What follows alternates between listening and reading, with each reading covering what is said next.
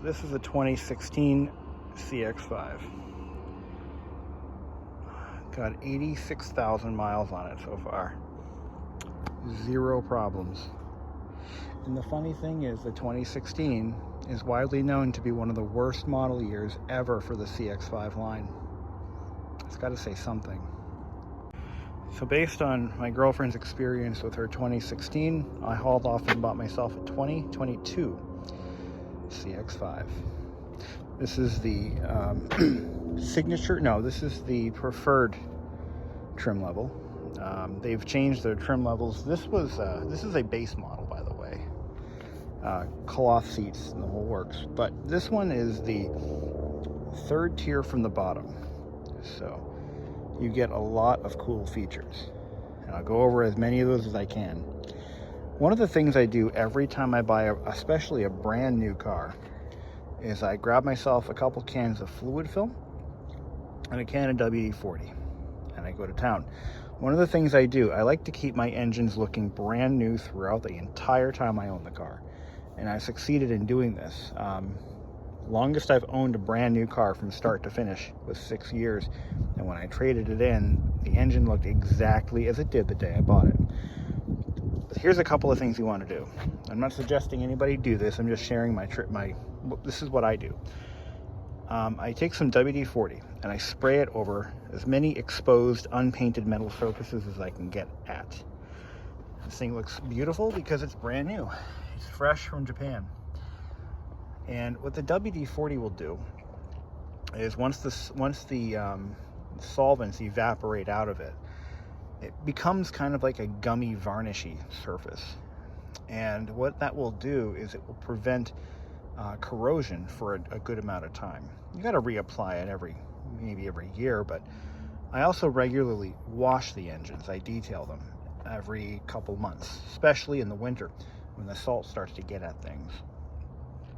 I take my fluid film and I sprayed the exposed strut nuts.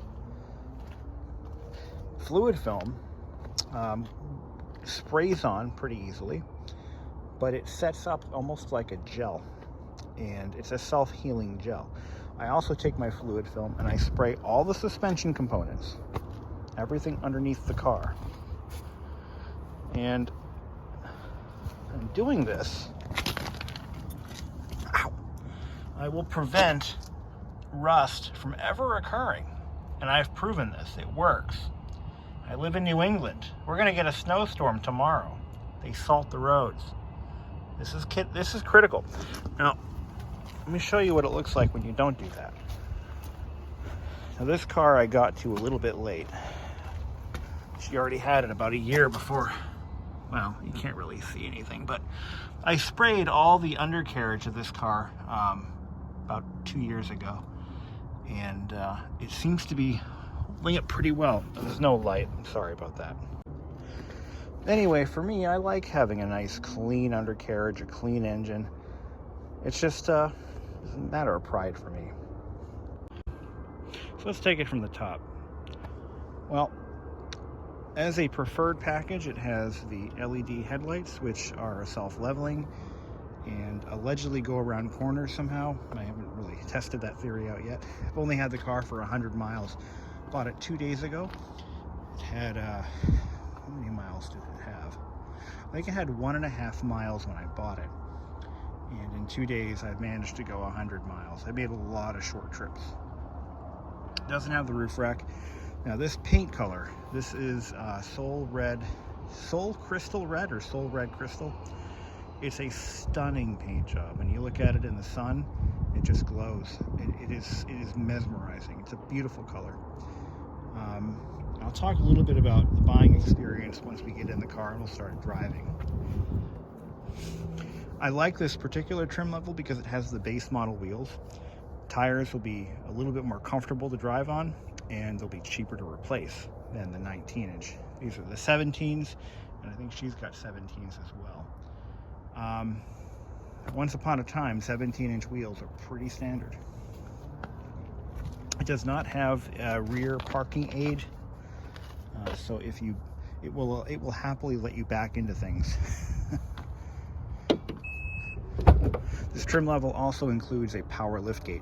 It is not an automatic liftgate, but it is a power liftgate. Optional accessories that I added during the purchase process is this cargo cover, which is automatic. It attaches to the liftgate, so you can just happily attach it and forget it's there, set it and forget it. I bought the rubber floor mats. Actually, the car came with both cloth and rubber floor mats. Does not come with a cargo mat unless the dealer added it to the vehicle before you bought it. So this is an additional charge. It cost me $100 for the cargo mat. Now I'm going to hopefully install this today. This is the bumper guard. It goes right here. So that we have to wash the car before we can put that on. That's why that's why we're doing this now. So the rear seats can be easily folded. You've got two handles here, one for the middle seat, one for the left seat, one for the right seat. And you just pull, and the seat belt is preventing it from dunking forward all the way, but boom, boom. There we go. A neat little feature that I found. Now we're going to get into features, but I want to show this first. So, a couple of vehicles that I cross-shopped when buying this was the Hyundai Tucson, the Toyota RAV4, and I was considering a Honda CR-V until I looked at what they're selling for, but I went with this one because it seemed to be built a little bit better than the Hyundai Tucson, but it doesn't have as many features. But watch this, and I'll talk about this in a moment. So the seat latches in position, and then you pull up on this lever, and then you push it back again. So it actually has two positions you can choose from. And this cargo cover is designed to flex based on seat position. Nice little feature. The Hyundai Tucson has a reclining seat. My mom has one. She's got a 2018 Hyundai Tucson, and there's a little strap you pull, and you can recline the seat in multiple positions. So Hyundai does, and I'm going to talk a lot. This is going to be a long video because I've got a couple of things I want to point out, things I want to say about other manufacturers that I've looked at and maybe why I didn't pick them over this one. But yeah, we'll get into that. But I wanted to show that before we get in the car. The interior of this car is a huge improvement over the 2016. Look at that, even a lighted button right there, huh? Nice touch. Where Mazda really cheaped out. Now, again, I want to show this because we're here, we're talking about it. The cargo area of this car is chintzy as all get up. And I've been watching a lot of reviews of the CX-5 because it's becoming a popular model right now. People are buying these like crazy, and I can see why. But the cargo area is a little chintzy. Let me be specific. And this is why I'm filming it at night. But where's the light? It's behind me. It's right there. And there's only one of them. Just one light. So if you're trying to find something back here at night, you need a flashlight. What they should have done is they should have put a cargo light right there, or maybe both. But putting it in the liftgate is just kind of stupid. And furthermore, it's one of the chintziest lights I've ever seen in my life. I mean, it feels like a child's toy. It's chintzy. It's like they pulled it from the parts bin. Why, Mazda? You know, you can do better than that. But again, we're going to talk about that in a moment. Pretty well constructed. This is the 2022 model, so they've made some improvements to the chassis. I don't know exactly what those are or where those improvements went. But look at these seams. They're nice. They're seamed with a seam sealer, and they're spot welded. Okay, all right. You don't want to pull on this if it's a lift gate, automatic lift gate, or a power lift gate, I should say. You don't want to lift. Oh, I also bought the cargo mat, by the way. Okay, let's close the seats up. Nice feel, and everything feels to be pretty competently put together. I want to show you this too. Hold on a second. So, I want to talk about this real quick before we get going. But underneath this car, Never had this on any car I've ever owned before. Never seen this until now. But underneath, and the camera's not working. Hold on. Here we go. So underneath this car, is sound deadening board under the entire vehicle. Can you believe that? Sound deadener under the entire car, under the engine compartment. See all that black stuff, that derpy stuff? That's fluid film. What that's going to do is it's going to prevent any rust from ever occurring on the suspension component, so they last longer. So look at that, under the whole car. You just don't see that. I don't. Okay, so stuff like that doesn't make it into the brochures, but I'm telling you that now because it really does help to improve the what they call the NVH, or noise, vibration, and harshness. You want that in a car. Now, it's kind of interesting that they carried over the same instrument cluster from the 2016 all the way forward to 2020. So they carried over the entire instrument cluster from 2016, and it's a good design. I believe they use this very same instrument cluster in the Miata and the Mazda 3, pretty much the same one. Now, the next trim level up from this, or maybe the top trim level, they replaced the center analog speedometer with an LCD. And they tried to disguise it to make it look like an analog gauge, but in fact, it's an LCD screen. I personally don't go for that stuff. I don't like it. You know, if you're going to go LCD, don't try to pretend it's something it's not. It's just a pet peeve of mine when automakers do that. I also don't like the fake engine sounds that some automakers pump into their cars, which I believe is also an option, or it's a standard feature in the top trim level to make it sound racy. I'm not a big fan of that. I think that's a waste of, it's just not right. But the interior styling is again carried over from the 2017 restyle. This is, by the way, the second generation CX-5. This trim level includes a fully digital automatic climate control. It's dual zone with R1234 refrigerant. Little note about the R1234 refrigerant is that it is extremely expensive and it is also flammable. Runs at a very high pressure. So despite it being safer for the environment, it does have its drawbacks. Don't get into an accident. All right, what else? 6-speed automatic. What I love about Mazda is that they have been very good about not adopting a lot of trendy drivetrain bullshit. And by that I mean they have eschewed CVTs entirely. You will not find a Mazda with a CVT, thank God. Somebody has common sense. Nor do they do dual clutch transmissions because they're very problematic.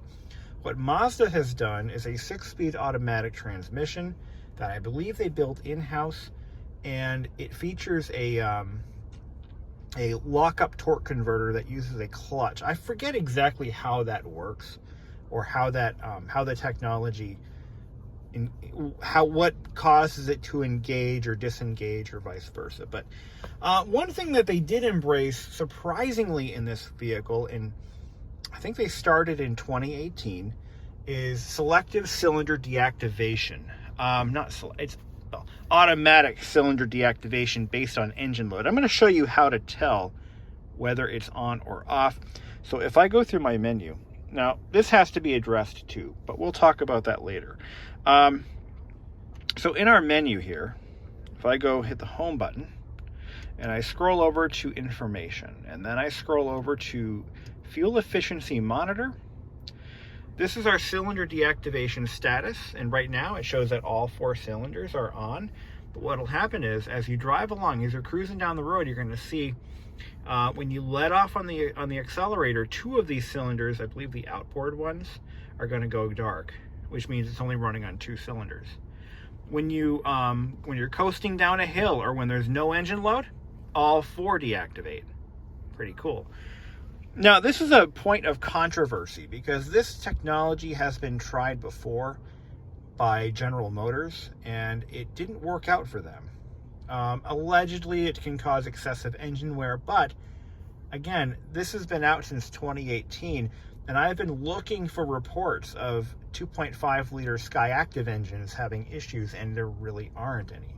So again, this has been out for 4 years, and it hasn't equated to a ton of engine failures or massive oil consumption or whatever GM was having problems with. So we'll see how that goes. But that's how you get to that menu, by the way, on this particular model. Now, if I go back home, there we go. So let's talk about this real quick. Now, we're jumping around. I know. I have no agenda. I have no notes. I'm just doing this from my memory. This control system, it has been one of the most consistent complaints, and one of the only real complaints of merit about this car is Mazda's use of this dial to access and control all the functions in your infotainment system. But I'm going to give them a pass on this because I actually kind of like it. My previous car was a 2017 Hyundai Santa Fe Sport, and it had a touchscreen. And every time I wanted to select something or change a setting or change a song or whatever, I would have to reach up and touch the screen. I don't like doing that when I'm driving. Number one, it's incredibly distracting. And number two, it's clumsy. I have to take my eyes off the road. The way Mazda positioned this display right up here on the top, I don't really have to do anything. I'm driving along and I have my hand. I know what controls, what buttons do what.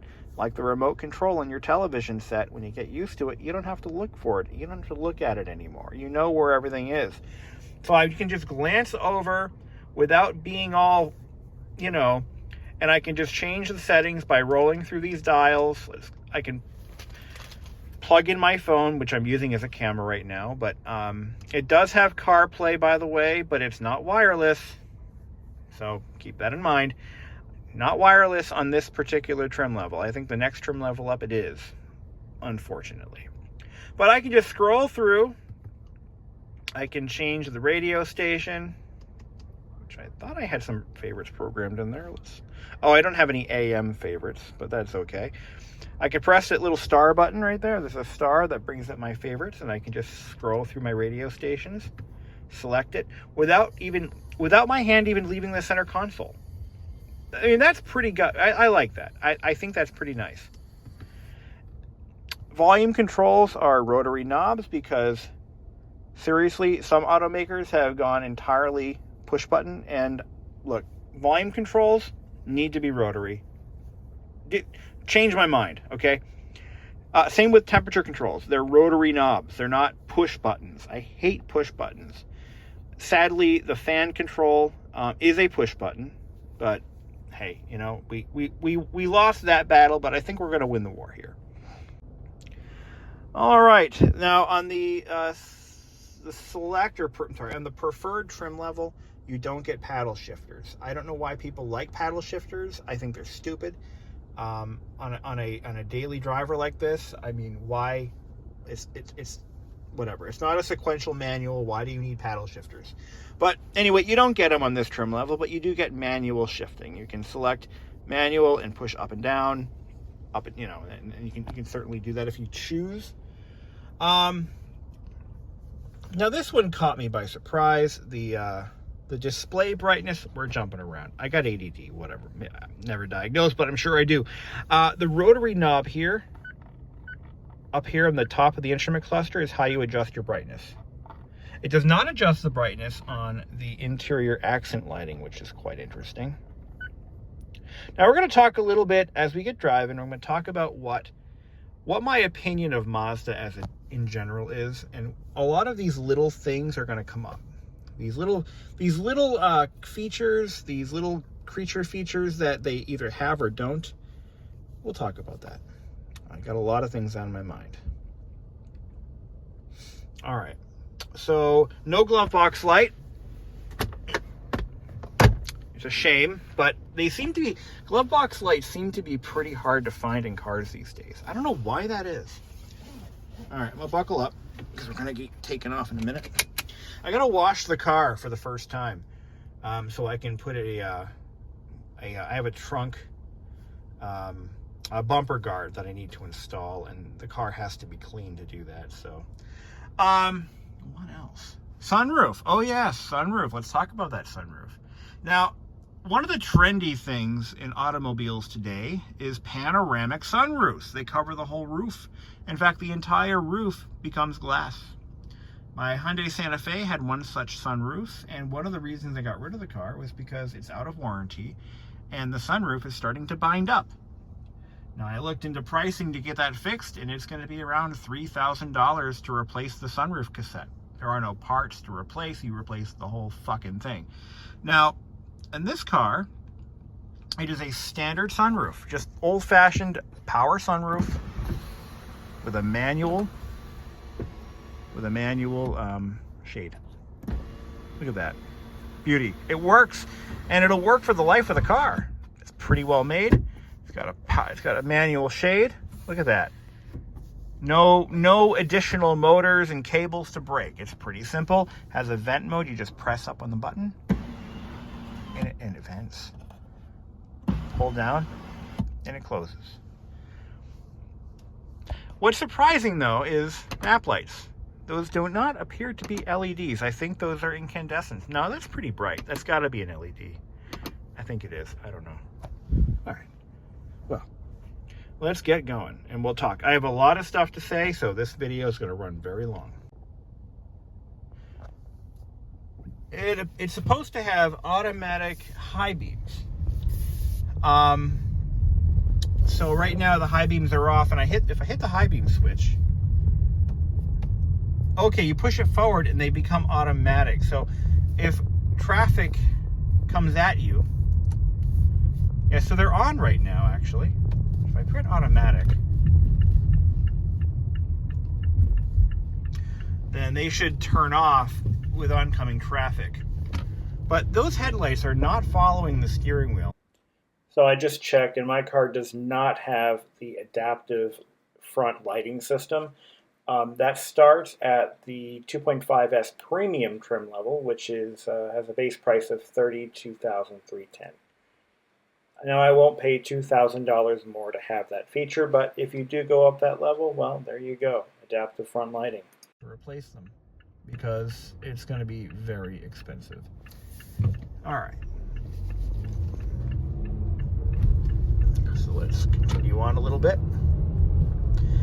Navigation is optional on this particular trim level. It is a $400 option. I did not opt for that because I can just plug in my phone using Apple CarPlay, and I can use Google Maps, which is what everyone is going to do, and I think Mazda knows this.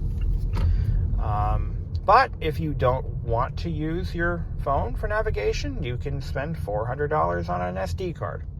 I've heard of people bootlegging them. I'm not sure I'm going to do that. Okay, so you just saw all right, so here we go. The adaptive high beams are working. As soon as a car comes up to me, they turn off. And as soon as the car goes away, they turn back on again. But I think what is happening is it's seeing the street lights and it's not engaging the high beams right now. This car features a couple of safety features. For example, adaptive cruise. It's known by a multitude of different things. Mazda calls it some, what do they call it? Radar assisted cruise or something like that. See, high beams are on now. No, it just turned off. Okay. What else? Automatic day-night mirror. So it's probably important that I talk about the trim level. So this is the preferred package. It adds the sunroof, the automatic day-night mirror. It adds a couple of other options. Oh, the seats. Let's talk about the seats. So the preferred package, you get leather interior with 6-way power driver's side and 4-way power passengers. The driver's side has an adjustable lumbar support. It's all powered, and it also features a 2-position memory on the driver's seat only. You get the sunroof, and you get try to remember what it was. I'll probably think of it later. In terms of a couple of other things I want to talk about. Oh yeah, so it has that radar assisted cruise control. Now what you do is you basically set the speed you want, and you can set it to 100 miles an hour if you want. But if there's a car in front of you, it will only do what speed that car is doing. This is a feature that I've been wanting something like this for as long as I've been driving, because people are constantly changing their driving speeds on the highway. They're constantly speeding up. They're constantly slowing down. So to just set a cruise position and just stick with it is almost impossible. You have to keep adjusting your speed. It's just, why even have cruise at all if you can't maintain speed? Well, this particular package includes that, and I think it's actually included on the select trim level as well. I could be wrong.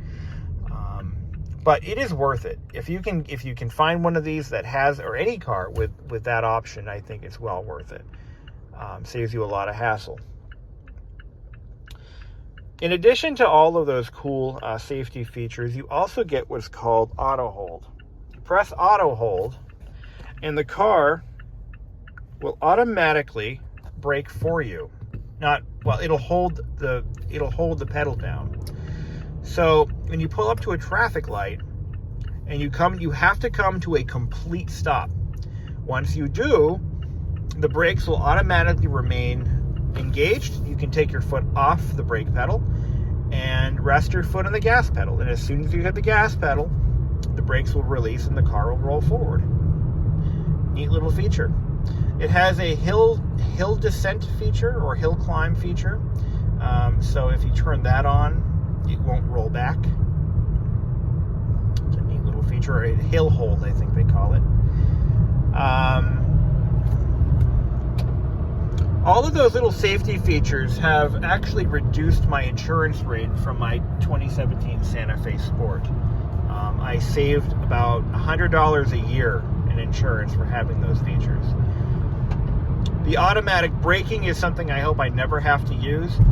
But I did come up a little bit closer than it wanted me to a driver just a little bit ago today. And what happened was it warned me first, and then if I hadn't heeded that warning, it would apply the brakes for me. I believe what it is, it's a low-speed collision detection feature. So if you're doing 50 miles an hour on the highway, it's not going to slam on the brakes for you. But if you're just tooling through traffic at low speeds, it will automatically stop the car if you're about to rear end a driver in front of you.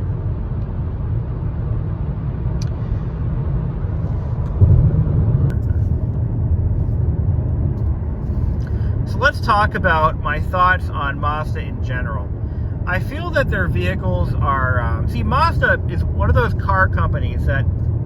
Think of it this way. It's like a single mom that just went through a bitter divorce. Mazda's the single mom in this scenario.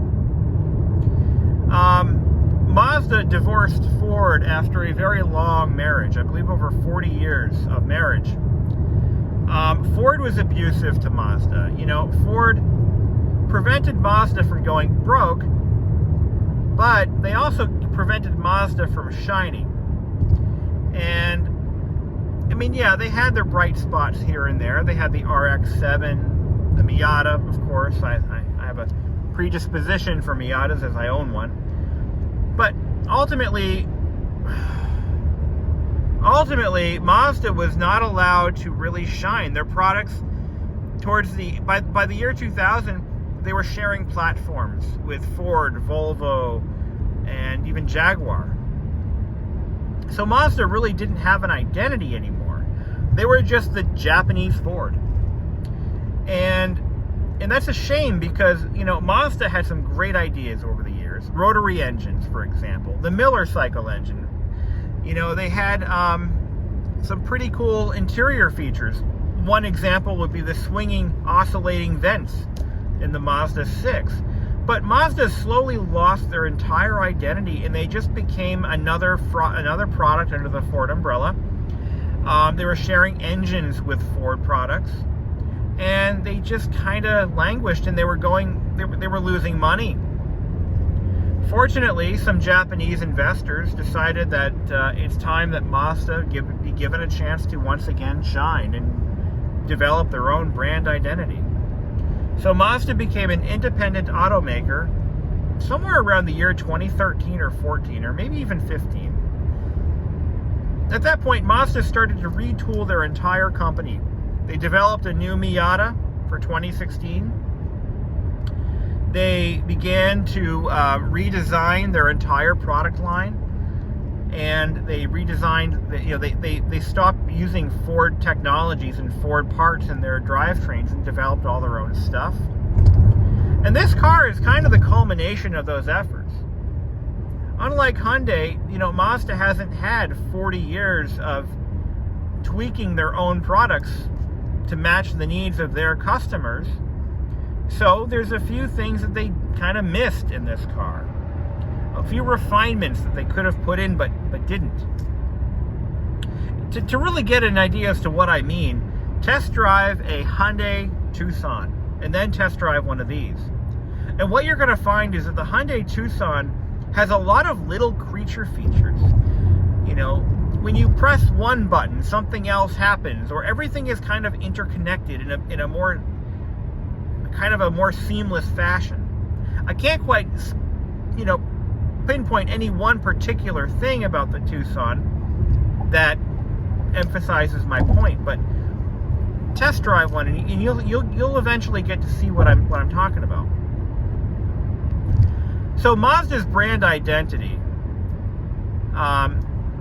what they've been striving for so many years, is they want to be a more fun to drive, energetic automaker, kind of like what Pontiac wanted to be.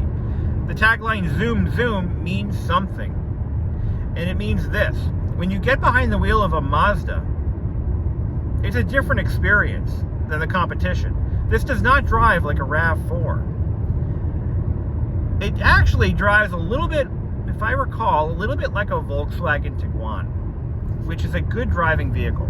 Nice handling, very, very responsive to the road and to the driver's input. But Mazda really focused on this zoom zoom.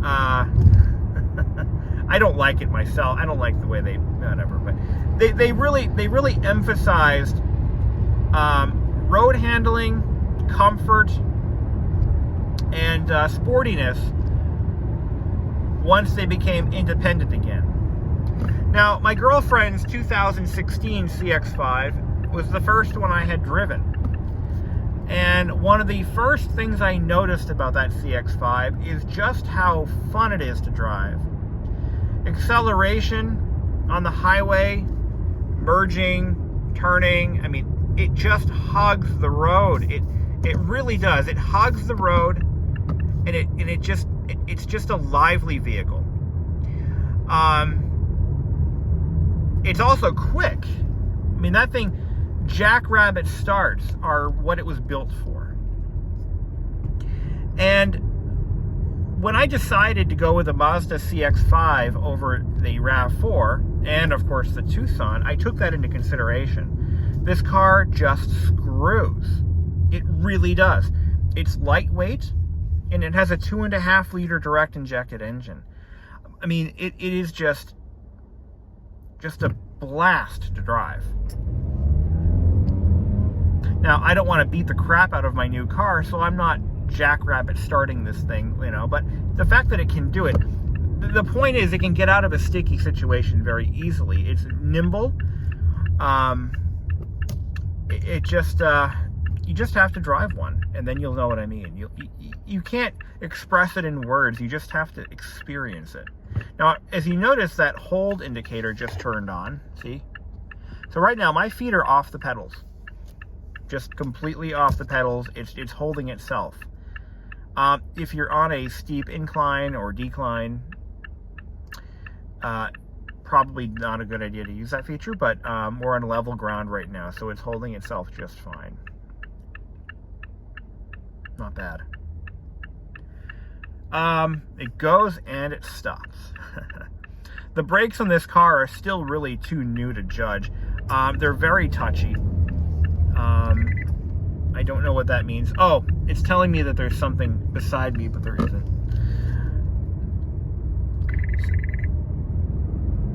See, it did, so, okay, it detected, I don't know if you saw that, but it yelled at me and said, brake. There was a car in front of me turning off, and I was in no danger of hitting that car, but my car, felt otherwise. You can adjust the sensitivity of that, by the way. You can lower it, you can raise it. I want to talk a little bit about the infotainment system. We talked about it a bit previously, but it is a very basic system. It has 2 USB inputs.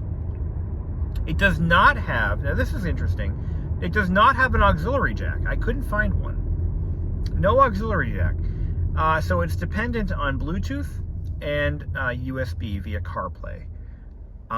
What I haven't done is I haven't tried to plug in a USB flash drive loaded with MP3 files. Most of the cars that I've had previously that have had USB ports will play MP3 files. I haven't tried that yet.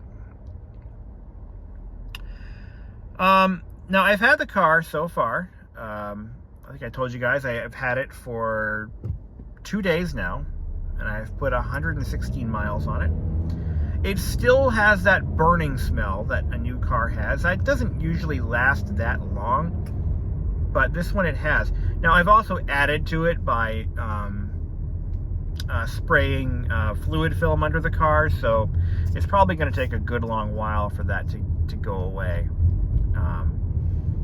And the WD-40 I sprayed all over the engine block. That probably is going to take a little while to burn off too, but that's okay. It'll protect the car in the long run.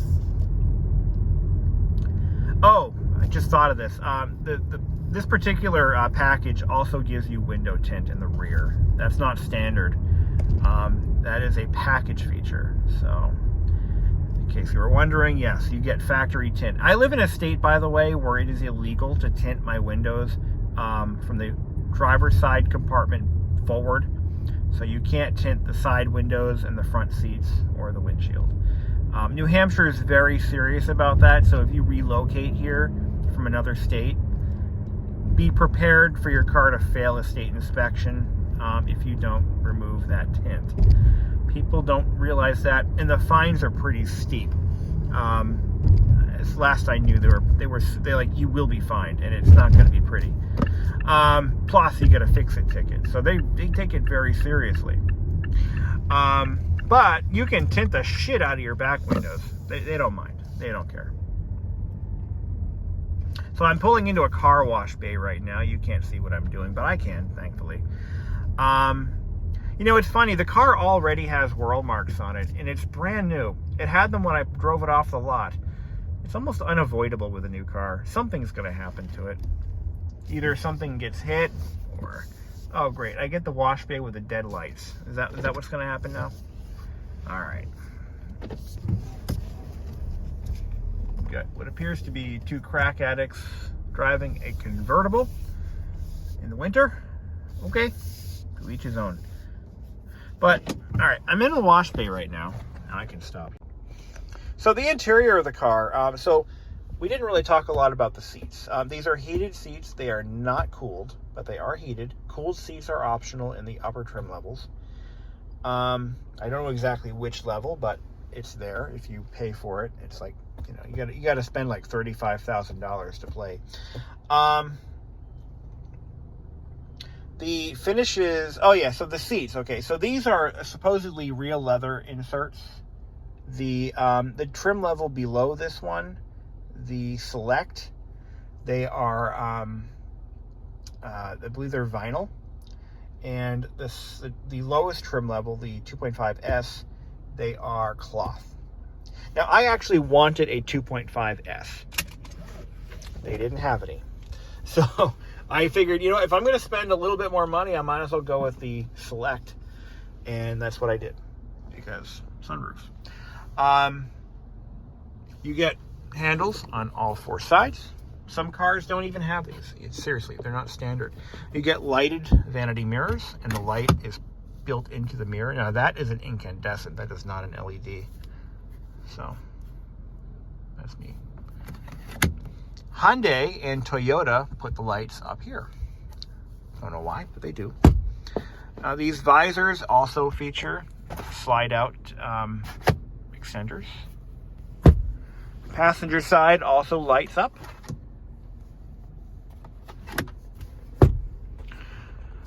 Sunglass holder. Rear lights up there. Adjustable seatbelt.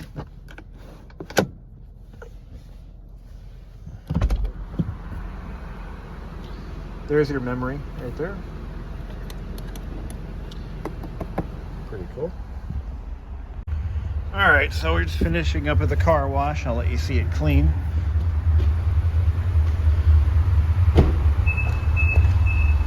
I tell you, this color is just incredible. I had a choice between this, black, silver, gray, and that weird carbon gray that they offer. And I picked this because it's absolutely stunning. It's like jewelry. It's a beautiful car. Absolutely gorgeous. And this is its first wash. Look at it. See, even under artificial lighting, it looks good. That's a good sign. So I just installed. I did this myself because I bought it without the applique installed.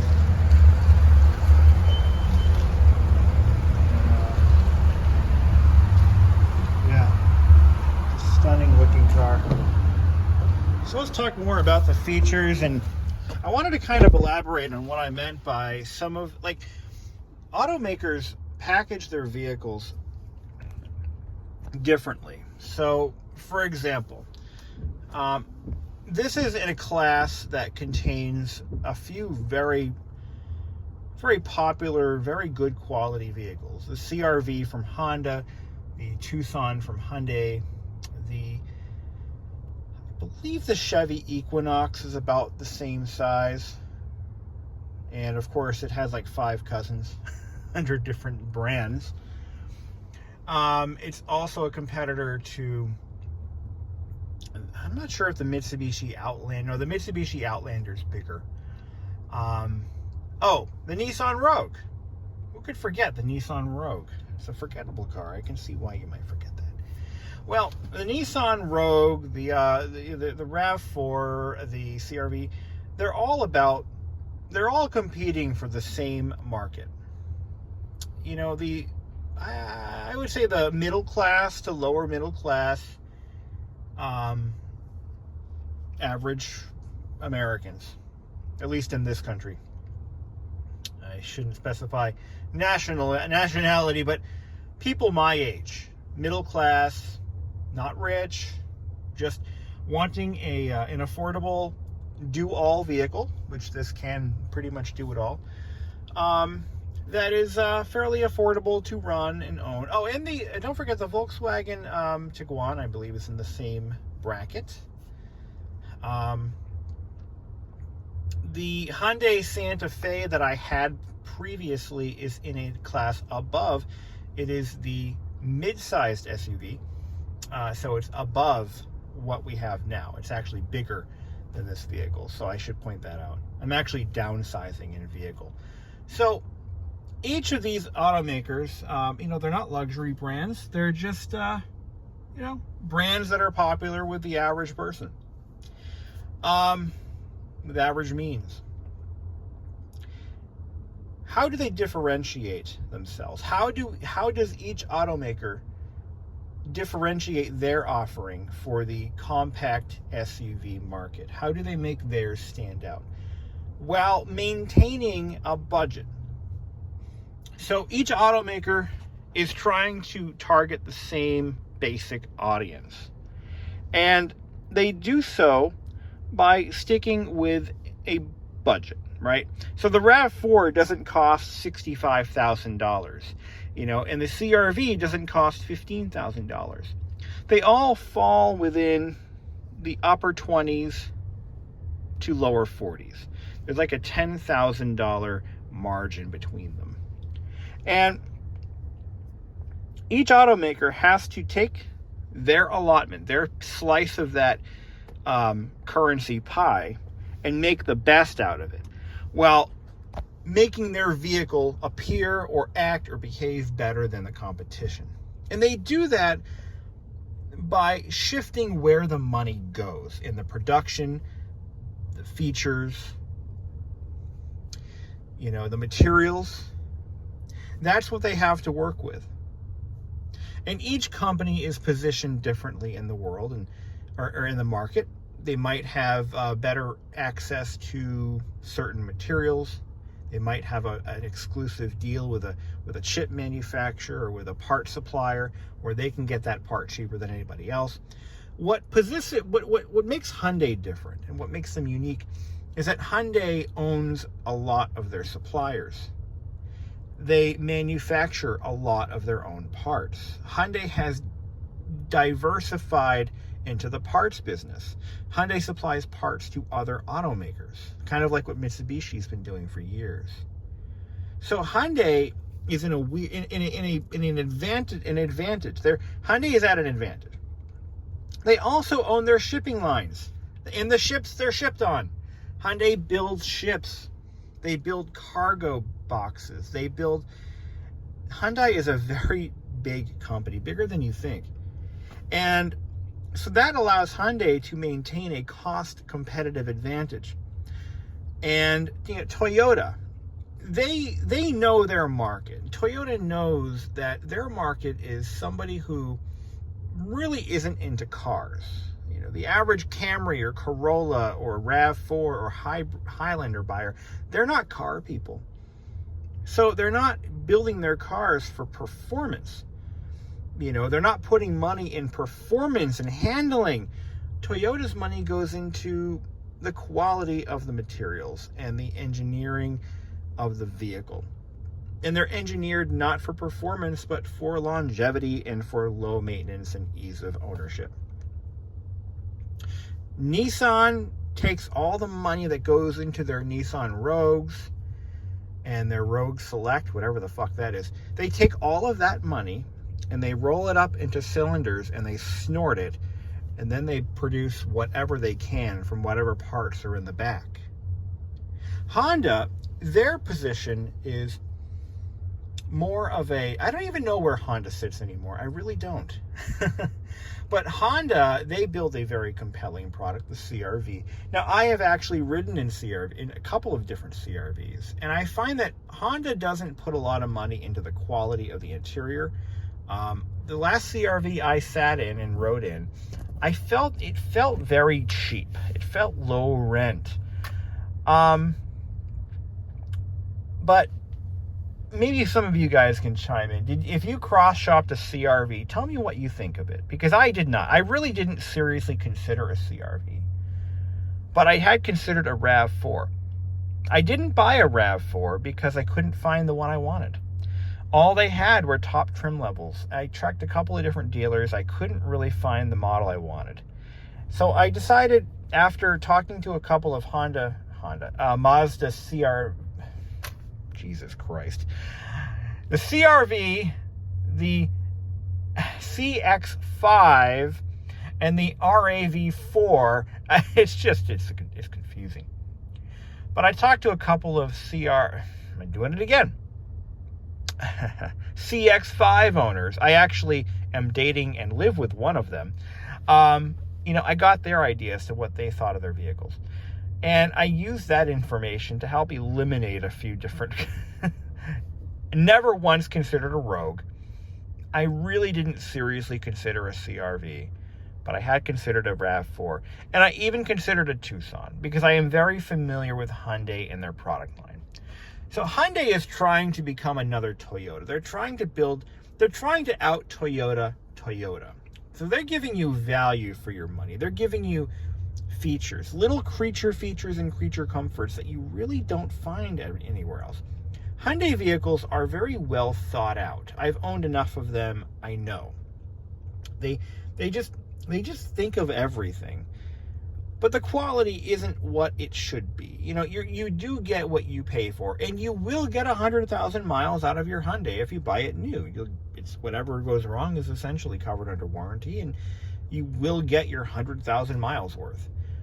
That's where Hyundai's positioned. Hyundai is positioned as a value brand. You get a lot more for your buck, but you've also got to look under the carpet and see where that money didn't go. Hyundai doesn't build their cars for longevity. I've learned this the hard way.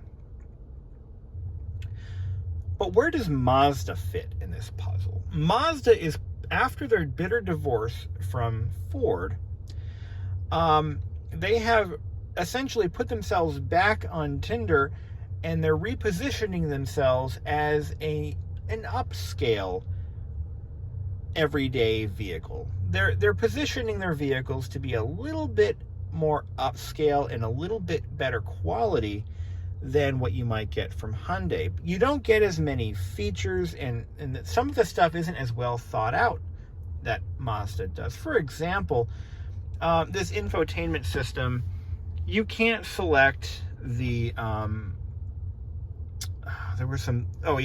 there is no wireless CarPlay in this vehicle. There's a few other little things that I found I'm sorry I can't specify it any further, but these are just little fleeting thoughts in my mind that, it doesn't do this, it doesn't do that, but it does this, this, and this, but it doesn't do all those other things. Just little things that don't matter, and I'm not even going to mention them. All right, here's an example. See this this LCD panel right here? This is a round LCD screen. It could be square. It could be hidden. It could be a square. They don't make round LCDs at low, but whatever. They do make them, but that's not this. So this little LCD screen, guess what you can't do? You know, you can't really select what is displayed individually. Like, I would like to be able to see my fuel tank and my temperature. And you can't customize it too much. It doesn't have tire pressure monitor in this vehicle, does not have individual tire readouts. You would think that at $30,000 it would have that, but it doesn't. So that's another one. Let's see. I'm on a roll here. The infotainment system doesn't have an aux jack. You think it would. I've been looking for one. I can't find one. If there is one, I don't know where it is. Maybe it's in here. In our center console, we have that is, I believe, a constant power 12 volt. And you've got your two USB connectors here. And then there's your SD card slot right here, if you decide to opt for the $400 map. But no aux jack. It's got this little slidey bin thing, metal hinges, nice, good quality feels to this console. I always judge my vehicles by the center consoles. The first thing I do is I get into a vehicle when I go to consider buying, and I shake it. And this is pretty firm, pretty solid stuff. So Mazda's put their money in the fit and finish. The fit and finish of this vehicle is probably the best I've ever seen. I've owned 17 cars. I know what I'm looking for. There are no creaks, no rattles. Everything is padded vinyl, beautiful, stitched vinyl. This is stitched. This is not printed on. This is not embossed. This is real stitching all throughout the vehicle. Stuff like that, it helps to emphasize what Mazda wants you to think of them when you sit in one of their cars. The seats are absolutely stupendously comfortable. They're comfortable, and they move smoothly. The motors are a little loud, but they move nicely. They're a little jerky, but okay. We're not talking a Mercedes-Benz here. You do get a 6-disc CD stereo. No CD player. It's 2022. Bose audio is optional on the higher trim level. Little fun factoid. The one pandemic era issue with this vehicle that I found has to do with, of course, back to packaging and bundling. This trim level was supposed to have a Bose audio system, but due to material shortages at the factory, they put in the lower tier stereo, gave you 6 speakers, which sound nice. And on the window sticker, it says Bose audio credit minus $475. So what they've done is they've gone ahead and decontented the vehicle a little bit, and they discounted the price of the vehicle down to 30. It would have been 34, 35, 30,500, but because they, or no, 31.5. But because the Bose audio wasn't available, you don't have to pay for it. Nice of them, right? Anyway, so yeah, you get all this. You get a power lift gate, but you don't get an automatic power lift gate. So you don't wave your foot or walk up to it and it opens up, which I am fine with. I disabled that feature on my Santa Fe because it kept getting in my way. I'd walk by the vehicle and it would start beeping at me. Like, shut up, I don't want you to open. So as you walk away from the vehicle, it automatically locks. Let's take a look at that front end with the lights on. Isn't that beautiful? Watch this. So, I got the wrong keys here. My lights are off. So take the remote. I got this little rubber sock that they sell at the dealer. Covers it up, makes it last longer. So watch this. I'm going to press the unlock button 3 times. 1, 2, 3. And I'm going to hold it down. All the windows open. But here's the caveat. You can't close them.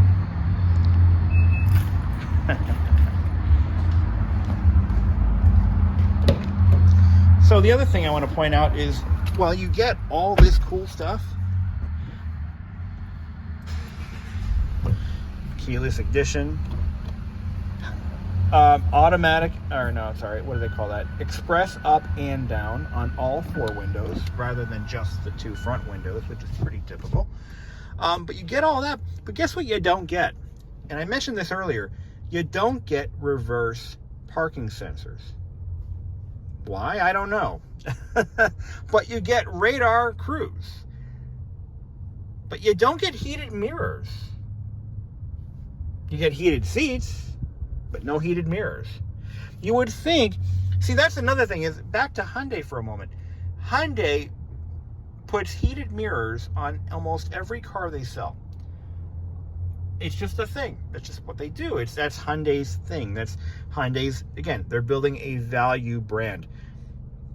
Mazda's shooting a little bit higher than Hyundai, but you get better quality materials, you get better interiors, better seats, Papa John's, better pizza.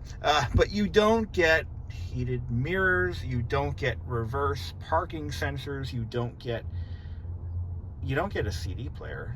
I want a CD player. I guess I'm old. Whatever.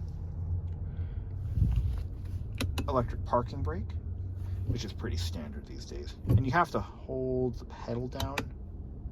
Yeah, you have to hold the pedal down to release it. There we go. Sport mode transmission. You get a lot for your money, but it's not a Hyundai. It's not a value brand. It's a little more exciting to drive than a Toyota. See, while I was considering a RAV4, I also know that every Toyota that I've ever driven, I'll tell you what, in all transparency, I've driven 3 different model year Camrys, a 2013, a 2012, and a 98. I've driven a couple of different Toyota pickup trucks of varying model years. I think I drove a 2014 once, or 2011. I've driven a Highlander, 2008 Highlander. And I think I've driven a few. Oh, I drove a couple of Corollas, a later model Corolla and a fairly earlier one. Every Toyota that I've driven has all had the same. Oh, and my sister just bought a Highlander. She just bought a 2015 Highlander. Every single Toyota that I've driven, they have no road feel. There's just something off about Toyotas. I can't quite put my finger on it, but I've never driven one that I've liked. I wouldn't mind owning one, though. It's not a deal breaker for me. Like, I would buy a RAV4. Really, I would. They're well built, they're reliable, and they last a long time. But that's about all Toyota has going for it. Their cars are bitter pills to drive, but they're good cars. They're not really contented to hell, but they're decent. Their interiors are not great, but, you know, Mazda, I see what they're trying to do. I see what they're doing. They're trying to build vehicles that are competently put together, but the interiors are quality. They're shooting higher class here. I mean, just look at this interior. It's gorgeous. It really is. I love it. And not just because I'm not saying this because I bought one and now I have to justify it. I really love this interior. I don't love the cargo area. There's no there's no hooks for my grocery bags. You know, it doesn't have really any storage under the floor to speak of. You know, it's just very Spartan back there. The cheap little light in the trunk lid and the you know, it's not great. I've had better. But again, where the manufacturer puts the money is what differentiates that manufacturer from another one. The drivetrain. Now let's talk about that drivetrain. That 2.5 liter Skyactiv engine is a direct injected with all the basic features that you would find in an engine today, with cylinder deactivation. I've tried to find problems with these engines and I haven't found any. Essentially what I'm saying is, and they've been building this engine, by the way, since at least 2015. And it's a bulletproof engine. It is a good engine. Like, I got a good one finally. You know, Hyundai has had one bone after another. You know, the Theta 2, some of their V6s have major problems. The Theta 2 is a major problem engine. In certain model years of the new, or NU, the Greek letter new, engine that they use in the Elantras and the Tucsons, certain model years of those have had a lot of issues as well. You know, Toyota's had a couple bad motors. I mean, they're not innocent either. And Honda's Earth Dreams engines have an issue with, I believe, and this has probably been fixed already, but, you know, their engines, they've had oil dilution problems. The Skyactiv G engine seems to be a good motor for Mazda. So I'm hoping for a nice, long, reliable service life with this guy. I really hope so. I can only hope. I am really a stickler for oil changes, and I also, on a direct injected engine, even though carbon hasn't really been a problem with these, I've looked into that too. Carbon hasn't really been a showstopper with these Mazda motors. So because of that, you know, I'm thinking just keep the oil changed, maintain it, and do the carbon cleaning. Do that on a regular basis, induction cleaning service. It will probably last me a good while. Mazda's transmissions as of late have been fairly bulletproof. They've had some bad transmissions in the Ford days. I can tell you that for sure because I owned one. I had a 97 Mazda 626. I'm going to put the camera there. I had a 97 Mazda 626. I owned it for about maybe a year and a half before it got demolished. But yeah, transmissions are a problem with those. It was a Ford supplied transmission because it was part of their marriage. Yeah. So, you know, different cars, different automakers, they have their weaknesses. I mean, I don't really know where Mazda's weaknesses are at this point. I'm still new to the brand as its current form. But I'm sure they'll rear their ugly heads once I start driving this car a little more. But like I said, you know, automakers have choices to make when they build a car. Okay, so our market is in the same basic income bracket as the competition, but what kind of a driver are we targeting here? Mazda's known for their handling, and boy, did they nail it. This thing handles, it accelerates. Like I said, it screws. I mean, you put the pedal down and it responds. And that's all made possible due to some very clever engine tuning, you know, using the right gear ratios, a nice, stiff, lightweight chassis. I did mention earlier that the chassis in this vehicle has been improved over previous model years. It's hard to compare this to my girlfriend. She's got a first generation CX-5 with almost 90,000 miles on it. Yes, a vehicle of that age with those miles is going to feel loosey-goosey, and it does. You know, she drives like a maniac sometimes too, so, you know, so it's been put through the mill, but it's holding up just fine. I'm going to fill my fuel tank. Holy fuck, gas is $4.40 a gallon, but got to do what I got to do. You know, at least I don't have Scud missiles landing in my backyard right now, so I can at least be grateful for that. Anyway, so I got just over half a tank of fuel. It's the inaugural fill on this car, so I haven't put any fuel in it yet, so let's see how that goes. Now this is kind of nice. They moved the fuel filler door latch from down here to on the dashboard. It's right next to the hood latch. Don't mix them up. And that, my friends, that is a cable. That is an old-fashioned cable. A lot of automakers have moved towards solenoids. I know Hyundai's done that. They're using solenoids and little switches. I think a cable's fine because, I mean, they don't break, but electrical switches can fail.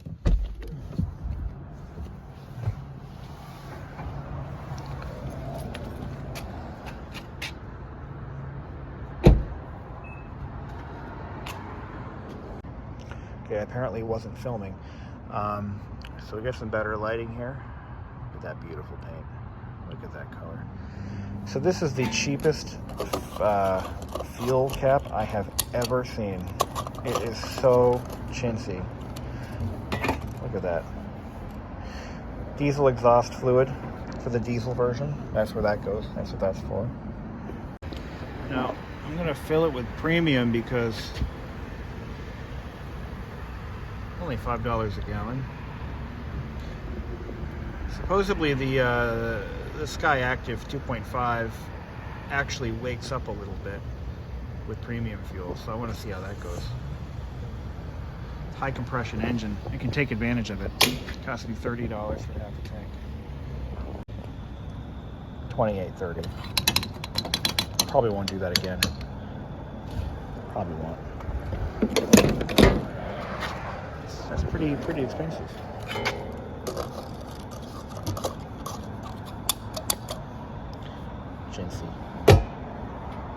Chintzy. Now, so I know that, so another vehicle that is actually in the same class, if you will. Oh, it's important to mention this too. The CX-5, as of 2022, this model year, they are all-wheel drive. Now, what Mazda's trying to do is they're trying to, I think what they're aiming for the Subaru market. I have a feeling that they're aiming for Subaru because that was Subaru's thing for the longest time. All Subarus except for the BRZ, all in the AE86 thing, all of them are all-wheel drive. That's their thing. And what Mazda's doing is they're saying, oh, we can do that too. So all CX-5s are all-wheel drive. Clever. We'll see what happens there. So I'm going to reset my mileage. There we go.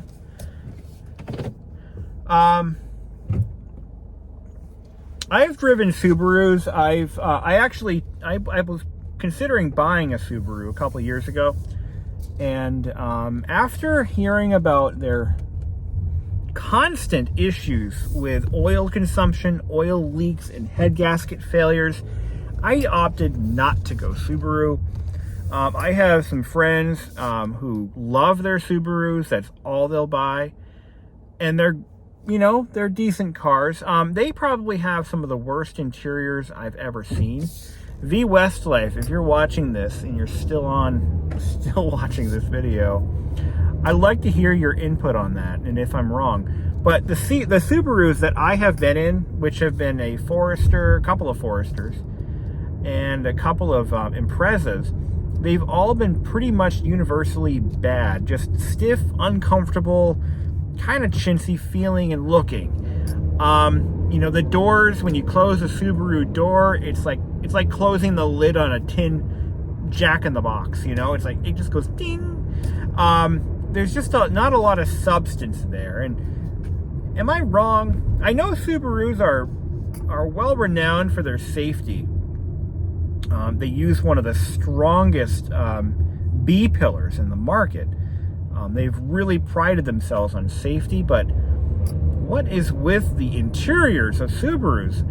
The engine issues, I mean, hey, some people like the taste of heroin, even though it rots their teeth and makes them die. But Subaru, I mean, people like paying for engines. Now, my friends, by the way, they both, husband and wife, they both have a Subaru. They each have their own Subaru, both Foresters, mind you. And they've both had engine failure. Complete engine replacement. Yeah. Complete engine replacements in these vehicles. I believe long blocks, if I'm not mistaken. The whole freaking motor. Both of them because of excessive oil consumption. And one of them was under warranty. The other one they had to pay for because it was just outside that 100,000 mile mark, and Subaru said, no way, Jose. Even though we fucked up. By the way, could you please buy another Subaru when the time comes? We'd really like that. Thank you. Anyway. Wow, a Lexus SC430. I don't see a lot of those. Anyway, so I rather like this car.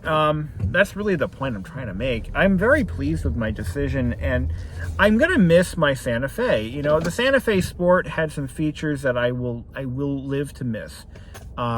Air-conditioned seats, heated steering wheel, even the panoramic sunroof. I liked it. It was cool, but I also knew there was a very distinct possibility that it's just gonna bind up and snap a cable one of these days, and it's going to cost me like $3,000 to fix. That is a real possibility. That's a very major repair, and parts are probably going to be scarce because of the the vehicle's out of production. They only make so many sunroof. The sunroof, by the way, in those panoramic vehicles, it comes as an assembly, and you have to pull the entire headliner out, which means you got to remove all the pillar covers, headliner. And it's just a big job. It's a really big job. And costly. Parts are expensive. I'm going to miss a lot of that. But I feel like I have better peace of mind knowing that I have a smaller vehicle that is more efficient. Better let it run like this. It's more efficient. I'm getting about 25 miles per gallon, or I was only getting about 19 to 20. So I'm pretty happy with that. Even though gas is expensive, I still have to buy it. I can complain all I want, but that's not going to change anything. Least I can do is buy a more efficient vehicle, and that's exactly what I did. That was one of the reasons why I went down a size, by the way, because gas may not always be $5 a gallon.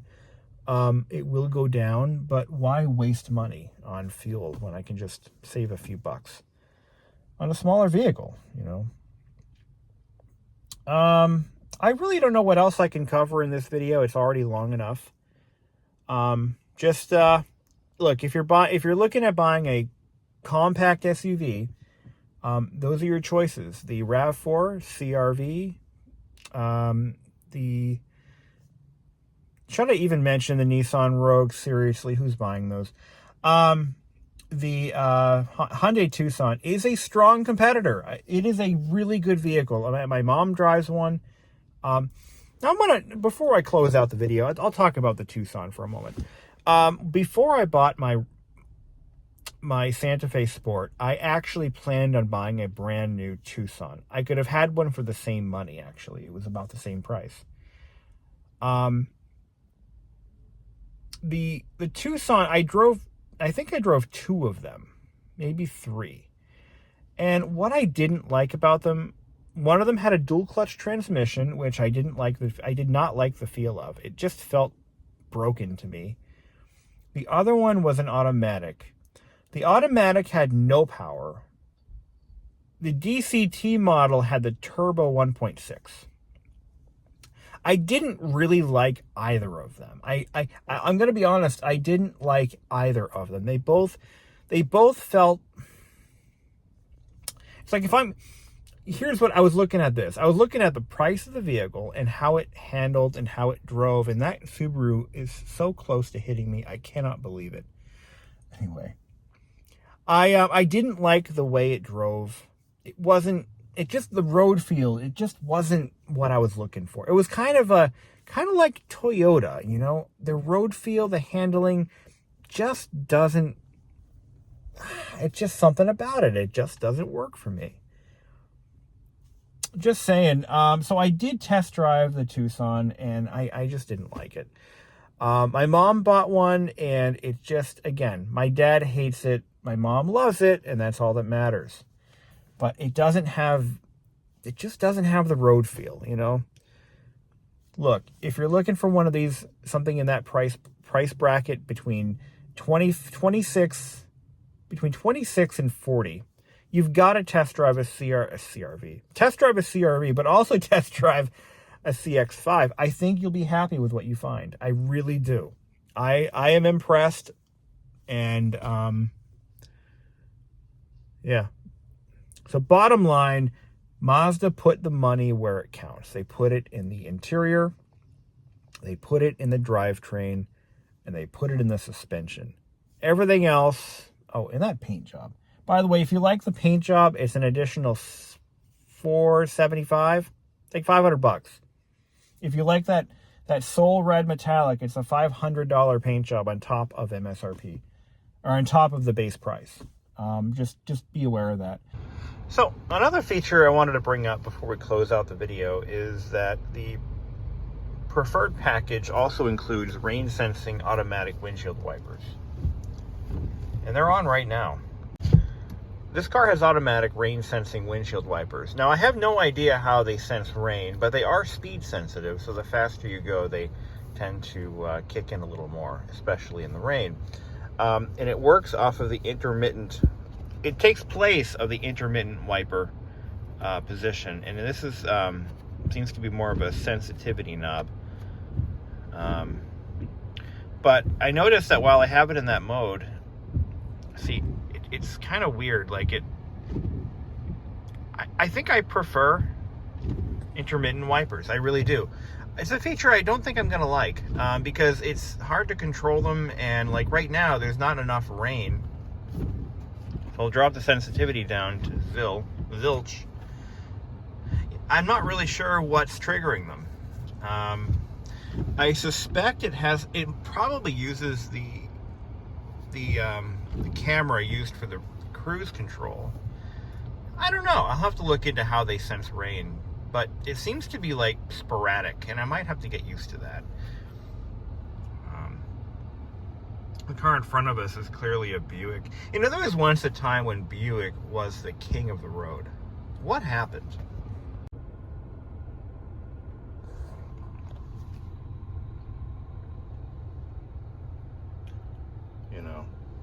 You know, the cabin of this car is a very comfortable place to be, and it's cozy, you know. It really is. I saw a couple of other reviews of the CX-5, and one of them described it as cozy. And he was being nice about that. What the context is the cabin size, like the spaciousness of this cabin. It really isn't. It's not a very big cabin. Again, the CX-5 is smaller than of course, the Santa Fe Sport I left. But I guess within its class, it does actually measure a little bit smaller in a few areas. The cargo space, I think, is in the middle bracket, but the interior volume is a little on the smaller side. I don't have the numbers handy, but the comparison between the CX-5, and the RAV4 and the CR-V is pretty negligible. You notice how I'm not even mentioning Nissan at this point. They still build cars, so I'm told. And that brings me back to, it circles me back to Mazda's renaissance and how they've essentially rebranded themselves. And they took the company back from Ford. So what happened was Mazda was actually saved by Ford back in the 70s. And, you know, Ford gradually increased their ownership in the company, I believe, throughout the 80s and 90s, and then, you know, ceremoniously dropped all of their non-Ford brands like Jaguar and Land Rover and Volvo and Mazda. And it was a good thing. It really was, because it allowed Mazda to go back to being an innovative automaker, and I think they're killing it. I really do.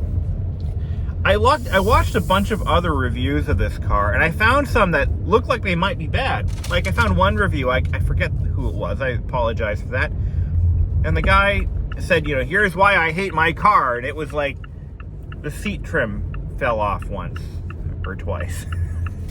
And then he's like, well, that's it. You know? And then I'm thinking, does anybody not like these cars?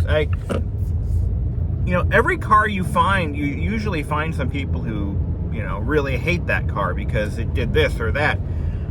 So I also looked into the transmission, because I knew that Mazda was developing their own automatic transmissions now, kind of like what Hyundai did.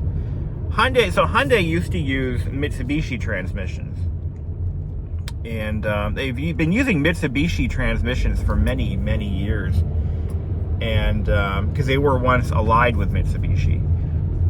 So, and by extension, Chrysler, which is a whole nother topic. So Mazda they stopped using Jatco transmissions right around the time they divorced Ford.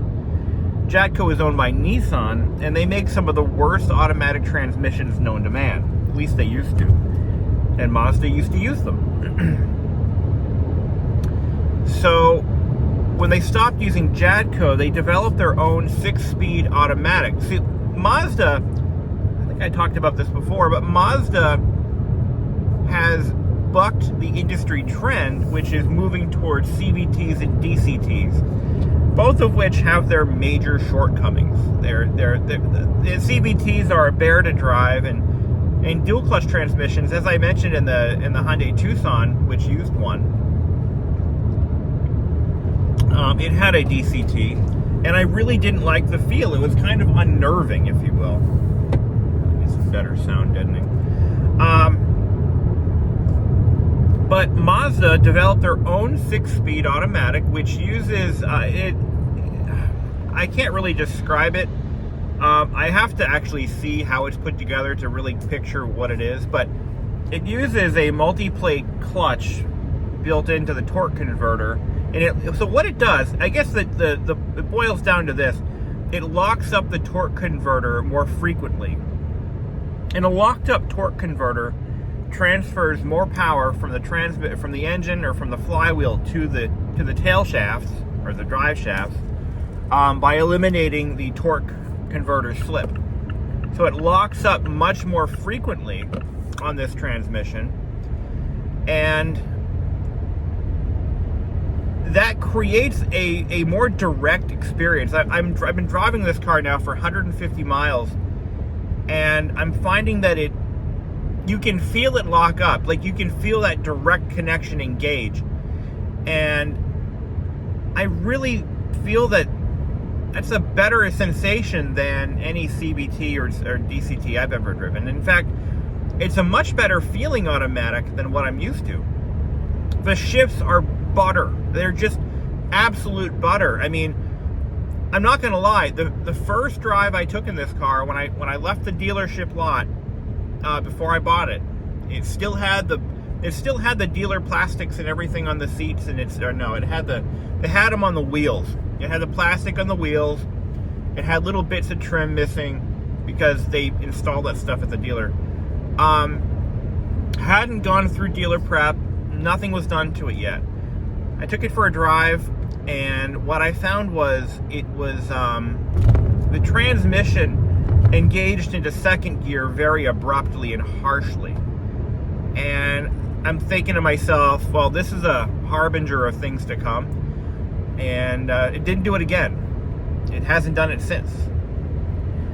Probably one of the nicest driving transmissions I've ever driven, and new or used.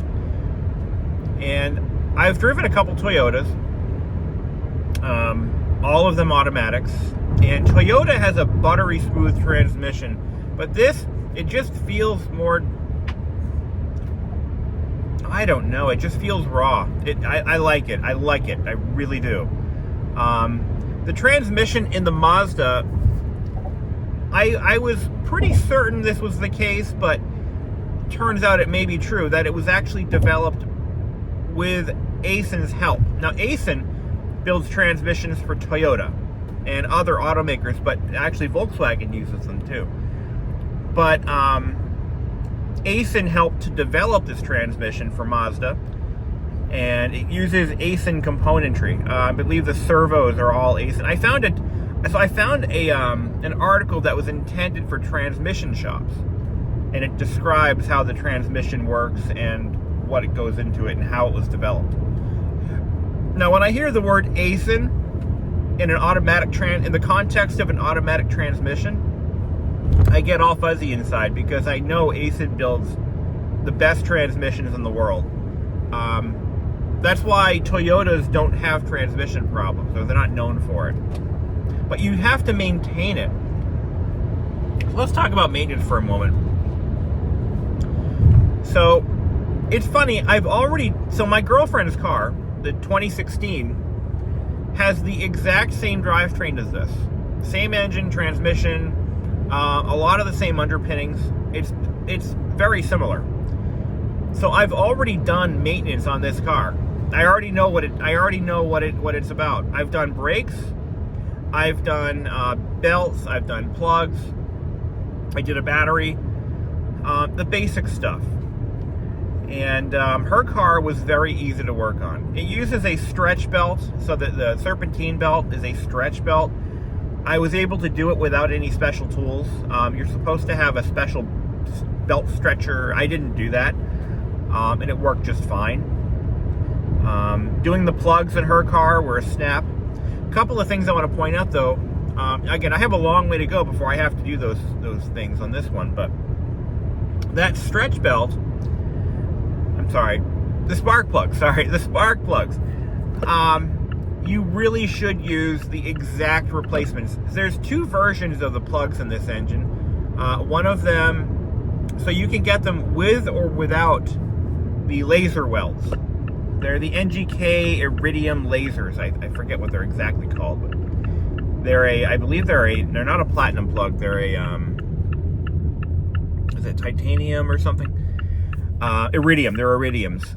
And the deal with these plugs is you're supposed to use the ones that they sell at the dealer, because they're calibrated.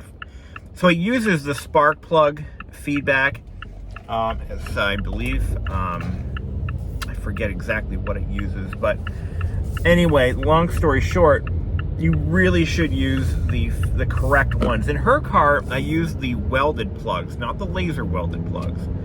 Didn't make a difference. The car runs beautiful, but just pointing it out, since I know it was an issue. Love this thing, man. And the nimble handling. Mazda really nailed the road feel in this car. They did. And again, I'm not saying this because I just bought this thing.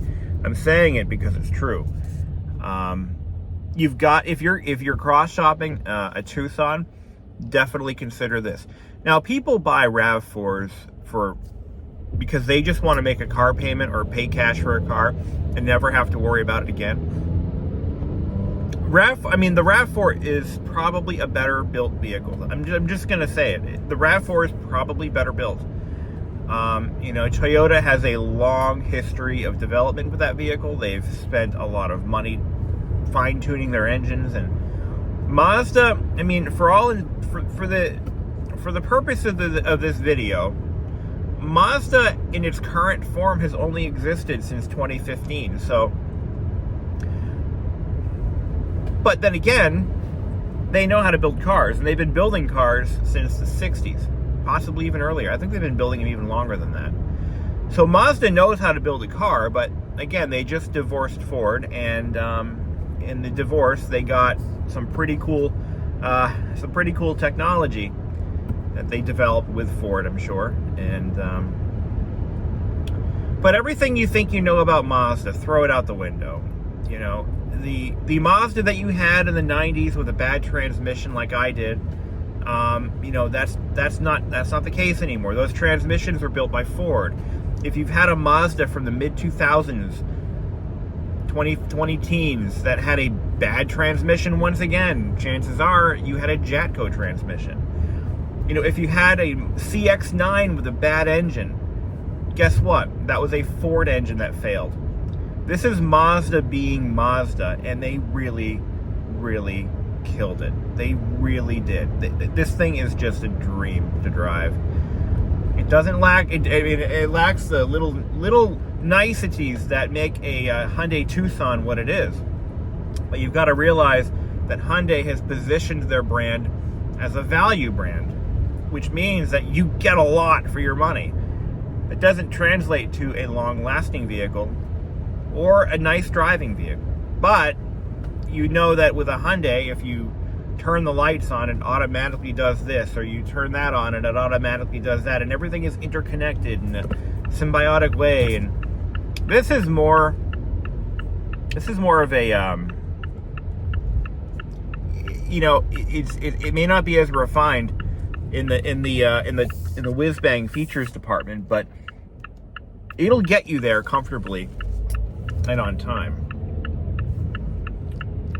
And again, I don't know what else I can add to this video to stretch it out, but that's pretty much where I'm going to end it. So thank you for watching, and definitely consider the CX-5, because I'm glad I did. I wish I did it sooner. Actually, no, because if I had done it sooner, I would have gotten an older model, which isn't as nice as this. So I'm glad I didn't do it sooner. All right. So I wanted to talk a little bit about the lane guidance system. I've, in a controlled setting, I've tested it out just to see what to expect from it. What does it actually do? And I've never had a car with this feature before. So if it sees me drifting over into another lane, or over the white or yellow lines, what it's going to do is it's going to vibrate the steering wheel a little bit. Let me try to do it right now. This is a turning lane, so it's not picking it up right now. So it's not infallible. But if I head towards it, it's supposed to alert me, but it hasn't. If I go to the white line, I can feel a gentle vibration of the wheel, and it gently, without force, will guide the vehicle into the correct lane. Again, it's not something that will prevent you from crashing, but if you're drowsy or inattentive, it will definitely it will alert you. But once you cross that line, it stops. So if you cross the line, once you're over it, the sensor doesn't know that you've just done a major mistake there, and it doesn't alert you anymore. So yeah, just keep that in mind. It exists. It's there on this trim level.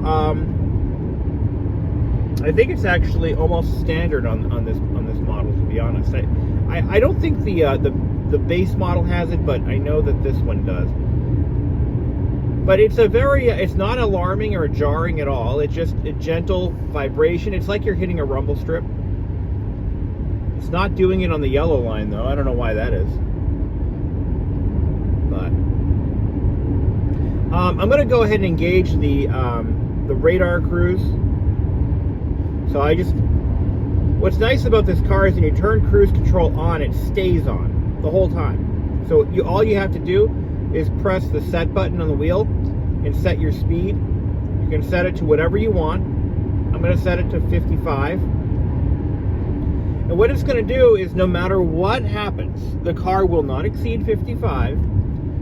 And it will, if the car in front of me stops or slows down, it's going to, number one, it will alert me to brake if it can't brake fast enough. But it will also slow itself down. So it's just going to follow the car in front of me. In fact, you could probably turn on lane guidance and have it just stay in the lane like a semi-autonomous vehicle, but I wouldn't do that. That would be bad. So my feet are on the floor and the car is taking care of it all for me. I don't have to worry about speed. I set my maximum and it won't exceed that. I can set it to 100 miles an hour and it won't exceed that either. Or it won't exceed what the car in front of me is doing. So you got to be careful when you're setting those speeds. But the nice thing about it is you just press a button on the wheel and you actually set the speed and it shows how fast it's going to go. 55. You see that? If it sees me drifting in and out of lane, that icon will show up and it's supposed to do an audible alarm if I thought it was supposed to alert you audibly, but I guess not. But anyway, there you go. All right, I wish I had been filming this. But the car in front of me suddenly hit its brakes and turned off. The cruise control system automatically applied the brakes, and that was it. No events. Now, it's pretty obvious that, these systems are infallible. But the nice thing about the radar-assisted cruise is if it senses any problems at all, such as an obstructed camera, or anything that could cause it to malfunction, it will automatically disable itself. You can't use it. If there's snow in the windshield, it won't work. If there's frost in the windshield, it will not work. So, there's that. This is like the longest I've driven the car on any stretch of road, and it's pretty quiet compared to other vehicles I've owned. And that sound deadening really does make a difference. And I believe that sound deadening was added in the second generation. The first generation doesn't have that. It was a much more basic vehicle.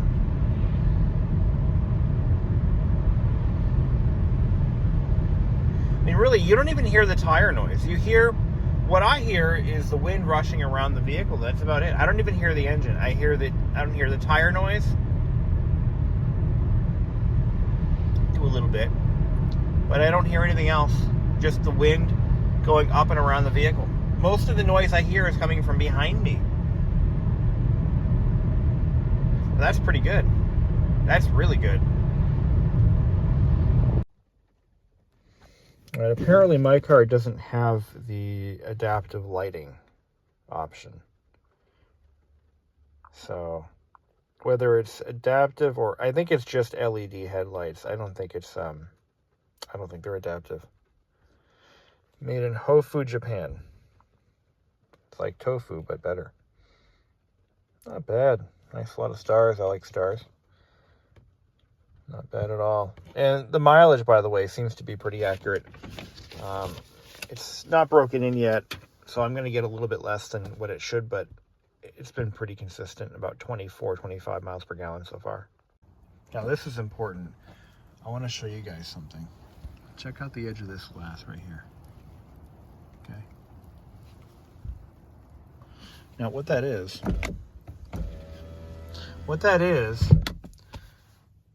now this blew my mind. I did not expect this. I was doing some research into some of the design changes that Mazda made when they went to the second generation CX-5. And this is something that you're not going to find in any of the press materials. No one on YouTube is saying this. This is something that you have to kind of look for. But this is a big, big, big thing. What Mazda's done with the CX-5 is they have added double glazed glass. This is actually 2 layers of glass sandwiched together. There's something in the middle. I'm not sure if it's hollow or not, but The purpose of doing this is to deaden sound. Mazda put a concerted effort into making this as quiet as they possibly could within a reasonable budget. And this is expensive glass. To replace these windows would probably cost a fortune. The windshield is also what they consider to be acoustic glass.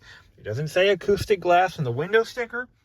It doesn't say it on the glass itself. It's one of those things you kind of have to know about and you have to look for. But all these windows are double glazed, which is impressive, to say the least. And the fact that they're not advertising that feature tells me that, I don't know. I mean, I would be like, I remember, see, the reason I make a big deal out of this is because this is some Mercedes-Benz level shit. Okay, this is stuff that you find in, like the Volkswagen Phaeton, the infamous overpriced, over-engineered, over-equipped Volkswagen that nobody can fix. That car has acoustic glass. Mercedes-Benz, BMW, the luxury brands, Lexus, they're putting acoustic glass in some of their upper-end models. In fact, they might even be doing it in the lower end as well. But to find double-glazed glass in a standard run-of-the-mill grocery getter like this is something that is of noteworthy. It is impressive. I am impressed by this. I didn't expect this. You gotta definitely, you gotta consider the CX-5. Consider the MX-5 too while you're at it, since I said it. But anyway, that'll be it. I'm gonna upload this video before I add anything else. Seriously though, well-engineered vehicle. And any other time, I would say $30,000. What are you, nuts? Well, this is 2022. Car prices have been steadily rising since they were first conceived, and this is where we're at. 30,000 is the new 20,000. Just saying. 30,000 is the new 20,000. But then again, I don't think you would have been able to get a vehicle of this caliber for $20,000, 10 years ago. Until then, we'll catch you on the other side.